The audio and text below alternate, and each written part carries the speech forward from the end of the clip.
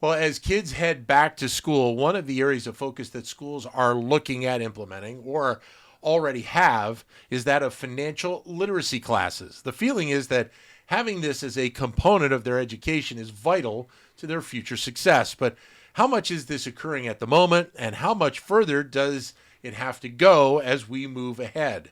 Pleasure to be joined here in studio by David Musto, who's finance professor here at the Wharton School. He's also director of the Stevens Center for Innovation in Finance. Great to see you, David. All right, great to be back. Thank you. I mean, I remember talking with you about this topic a few years ago. So how has financial literacy education advanced in the last several years? Well, more states have discussed implementing mandatory financial literacy education. And I think more and more schools have gotten excited about the possibility of getting their students ready to be financial citizens. And we were starting, I think we spoke last, we were starting here at Wharton offering a financial literacy course that I've overseen. I made a bunch of videos for it talking about the whole range of topics. And now we have about 1,000 students a year across the country taking this with our MBAs and our undergrads as teachers in doing the synchronous sessions for this. So it's actually a big effort here at Wharton. Do you view then, as you think about curriculums building out, does financial literacy, does it need to be mandated? I mean, it can't be an optional thing as we move forward, right? Well, I think it's a good idea to mandate it. And I think you understand also why states and the federal government want it to happen is that when people are not financially literate, then that ends up being a problem for states and the federal government trying to help people get into trouble down the road. I think it makes sense to make it mandatory. There are just, you are engaged in the financial industry before you know it. They were just the way you pay for things, and then you're taking out student loans, which are huge when you're 17 years old.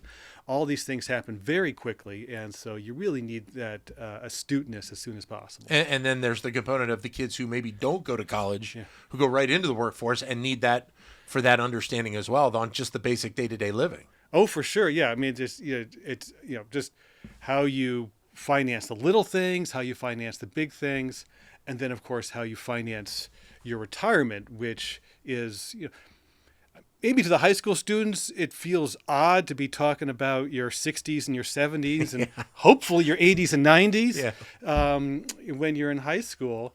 But, those long-term returns on what you save in your early days, you'll be happy you did it. So when you think about the type of topics and areas of focus, as you said, that you're doing with students right now, what do you feel are the most important components that need to be part of that understanding? Well, I see it as having three groups of topics, and these are not mutually exclusive. I see it as, number one, the things that are already happening in your life right now. If you're paying with this app versus that app, or with debit card, credit card, all the different ways you can pay, you're doing that already. And to understand what's being taken out of your payments, who's making money off you, how they're making money off you, there's that. And as I mentioned, student loans, that comes up before you even finished high school if you're going to go to college, and those are huge. So there's that's just news you can use right now. And then, of course, once you're 18, you're a voter. And then there's topics that we want our voters to be educated about. Right now, the big topic is Social Security. Yeah. Everyone talks about, there's a trust fund. People say, there isn't exactly a trust fund. Yes, there is a trust fund. It's running out. No, it isn't running out. There's all these things that you hear politicians say. And I think to some extent, they're taking advantage of the fact sometimes that people don't really understand what they're talking about. And they try to express it in ways to get people to vote this way or that way without ever really understanding it. Especially for the younger people to understand how Social Security works. What are the issues? What is being stressed right now? What isn't? Right. What do you think? How do you think it should look? these things are all key, right? So there's news you can use. There is being an educated voter, and then, as I said, there's just those long run things that you simply have to start now. Largely, we're talking about saving for retirement, so they might seem very abstract and distant, but in fact, there's a huge benefit from starting as soon as possible. Are you getting feedback from some of the students and maybe from some of the schools that they understand the importance of having this education as part of their time in high school? Well, I get feedback through the course I'm involved with, right? So the course I'm involved, we call it Finance 2. It's a Penn course. It's only for high school students. We offer it through our global youth outreach. And we have these 1,000 students a year. There are events where I meet them. And then we have a chance to talk about what we covered in class and how they apply this to their daily lives. Here's one fun thing that we talk about in the course that I enjoy, which maybe doesn't sound like finance, but ends up it is, which is negotiating. Right. Yeah. Right. Negotiating, where, if you apply to college, chances are you'll get into more than one college. They're going to give you offers. And just talking to some of our Philly high school students, I've heard about some of them realize this is an opportunity to say, hey, if you give me what they're giving, you got me. Right. I'm yours.